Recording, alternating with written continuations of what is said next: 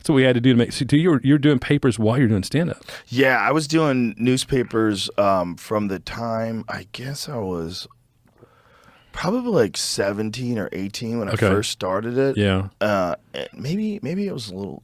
Yeah, somewhere in that range. And I did it for the Boston Herald, I did it for the Boston Globe, and I did it for the New York Times. Nice. And so I had, at one point in time, I had a huge route, and I even got a van. I had like a cargo van. You had your own deal. You weren't working for somebody else. No, I was working for a dispatch. Okay. So you would get a job working for the Globe, and you'd go to the dispatch, and they'd give you a route. So they give you a map and all the houses that are on it, all the addresses. Right. And then they would give you stacks of newspapers, and you had to fold them while you're driving. Yeah. So you're driving, you pull up in front of the house. I had a stack of papers right next to me, and I would just go like this, grab it, zap, and I had these plastic bags that were hanging from my rearview mirror. Yeah. So I'd go wham, wham, and then chuck it out the window. Yeah, I think we started going to the plastic. So I did it from I was probably 12 to maybe 14, and then I one of my relatives was in a hospital in South Kansas City, St. Joe's, and I found out that they did not have a paper route in the hospital, and I was able to kind of get that. I was able to get that franchise, and I was making like back in the day maybe $80 a week, which is pretty good money back then. Yeah, I was doing so many newspapers that that was the primary money that I was making. Yeah. So this was when I wasn't really making much money teaching, and you were a teacher too? No, I used to teach martial arts. Okay, yeah. So I actually used to teach at Boston University. Okay. It was actually a pass-fail A, so it counted towards your GPA. Okay. So I would tell everybody, if you just try, you'll get an A, and it's a real A. So just try. Just show up and try. I like your story when those guys were following you and fucking with you, and you're like, hey, you want to come up to the dojo? Oh, that was hilarious. That was so dumb. You want to get your ass whipped? Come on. It was hilarious because they just kept saying that I needed to give them money. And then I said, and then where are you going? I'm like, I'm going to go teach class. Yeah. You want to come up and watch? Yeah, right. You want to come be that? And like they're standing there in front of the Jae-Hun Kim Taekwondo Institute, and they're looking at me. They're like, you're teaching? I go, yeah. Yeah, I'm a black belt. I'm teaching class. I'll fucking kill you, man. Leave me alone. You want a few broken Don't ribs? make me kill you. Exactly. It was so funny. It was like the least nervous I've ever been, like as a young man. Yeah. It was like the perfect, like it was like the whole reason why I got into fighting at all was because I was terrified of being bullied. Yeah. And so to have this moment happen while I'm walking on the street and these two guys start fucking with me, and I'm not rattled at all. Yeah. And then I get to that door. And I tell them. I saw the video. I just laughed my ass off. That was awesome. So when you were doing, so you started off in MMA or you started off in jiu-jitsu. I started off in Taekwondo. Taekwondo. Yeah. Well, I started off in karate first. Okay. I went to Esposito's a karate academy, which was in Newton, Massachusetts, where I lived. Yeah. But it was hard to get there. I didn't have a car, and it was like you had to take buses. It was a grind to get there, but. Boston was pretty easy. I just had to walk to the T, which was like I had to walk a mile and a half or something like that. Right. And then I would get to the T, which was the train that would take me right into Kenmore Square, which is right where the school was. Now, so from the time you started to the time you felt like you had some skills or a little bit of confidence, how long did that take? 6 months?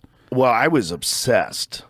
I mean, when I started, when I was 15, I was there every day. Okay. I mean, every day. I didn't take any days off. Right. I was obsessed, and I became a black belt in 2 years. No shit. Wow. Yeah, I was teaching like almost right away. Like right after I think when I got my blue belt, I started teaching private lessons. Mm-hmm. Like for the new beginners, I teach them form and stances and how to get your hips into things. And, and I was just teaching them like basics. Right. And that helped me a lot because there's something about teaching that like really sort of accelerates your own learning curve. Interesting. And so I was obsessed with it. And I was competing already. I started competing like right away when I was a white belt. You're what, 16? 15? Okay. 15. All right. And so, they would take you to these tournaments. Like, so all you had to do is like be at the school, and everybody would sort of carpool. And then when I was a kid, it was like they would kind of take care of me, and bring me to these places, right? And you're in this fucking gymnasium, and there's this other dude across from you, and you're about to try to kick each other unconscious. Like, this is wild. Yeah. And I became obsessed with it because it was so insane. Yeah. It was like to go from like regular life, just being a kid. I like to draw. I was an artist. Yeah. So all of a sudden I'm like traveling around the country, fighting. Yeah. It was so nerve-wracking and so hard to do. It was so challenging. It was such a freak out to do it, and I became so obsessed with it. Did you have an instructor that like really like invested into you? Yes, yeah. I had several, but this guy Michael O'Malley in particular, and this guy Jae-Hun Kim, who is he's the head instructor of the institute, and he was like a very famous Taekwondo instructor. Like I got very, very lucky. Wow. When I went to that place in 80, whatever it was, 81 or 82. When I first went there, it was one of the best schools in the world. Okay. It just I fortunately walked in that door. Just random. I could have walked into a bad karate school. I wouldn't have known the difference. I was 15. What the fuck would I know? But I happened to go. I walked up. I was actually leaving a baseball game, and I was going.